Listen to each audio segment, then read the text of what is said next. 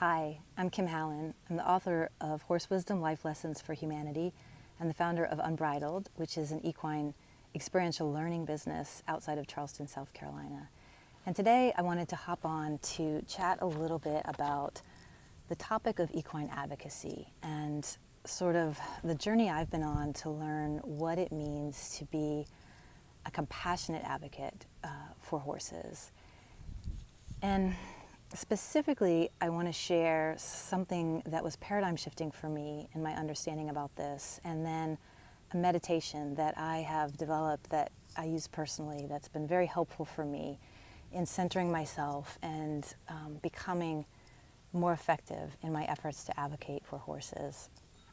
So the thing that was paradigm shifting for me was when I realized that there's a big difference between advocating for horses and advocating for a particular belief system or training method or protocol or way of being with horses that we believe is right or best or proper. Those are two very different things. And what caused me to understand that difference is that I went into some situations where I thought I was going in to advocate for the horse. And I ended up leaving the humans involved in the situation feeling that my feelings about my position or my opinion were far more important to me than how any of the beings involved in the situation, horse or human, were actually feeling or what they were coping with. And that didn't feel good at all, and it wasn't very effective.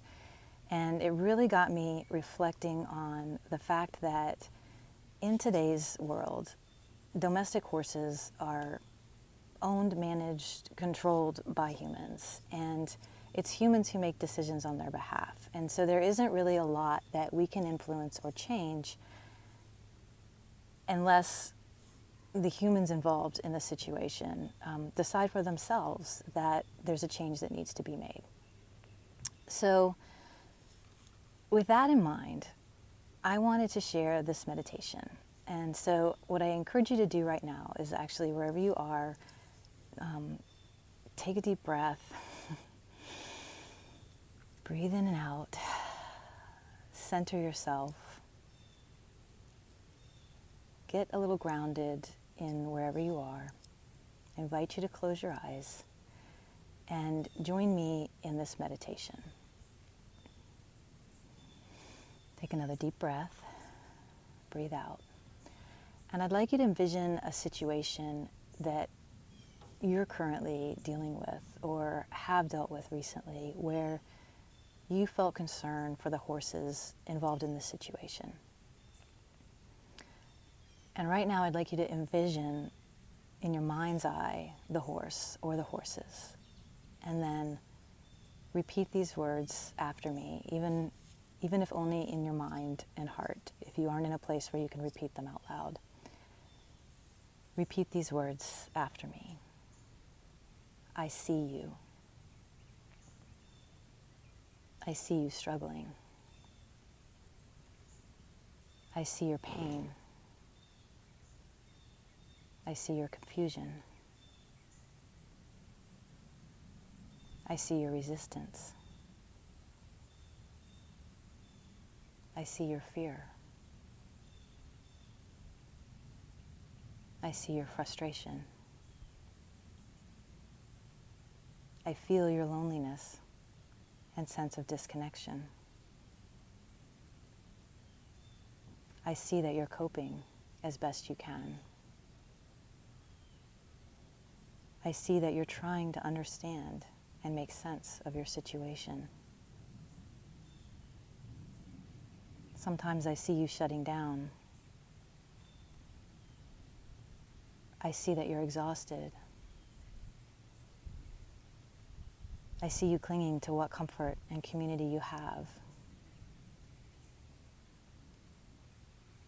I see you trying your best. I see you.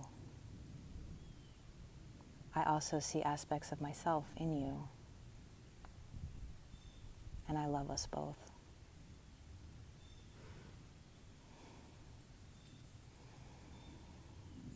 Now, I'd like you to take another deep breath. Clear your mind. And now drop in an image of the human or humans who are involved in this situation. And I would like you to repeat these words after me. I see you. I see you struggling. I see your pain. I see your confusion. I see your resistance. I see your fear. I see your frustration. I feel your loneliness and sense of disconnection. I see that you're coping as best you can. I see that you're trying to understand and make sense of your situation. Sometimes I see you shutting down. I see that you're exhausted. I see you clinging to what comfort and community you have. I see you trying your best. I see you. And I see aspects of myself in you. And I love us both.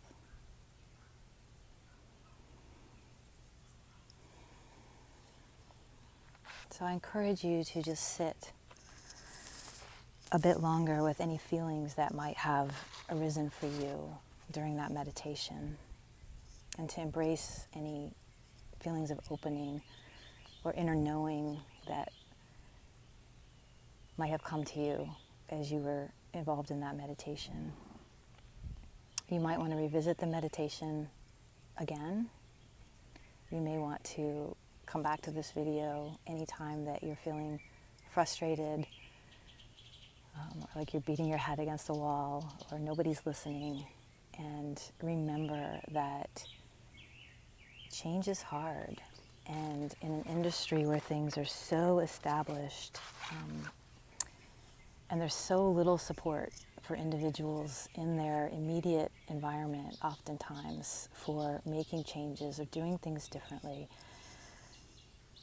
So meaningful change, I really believe, is only ever going to come if those who are feeling stuck and trapped, even if they don't realize that they're stuck and trapped between a rock and a hard place in the horse industry, where there aren't a lot of choices, where we don't have control of boarding situations or a lot of the decisions that we'd like to be able to make for our own horses.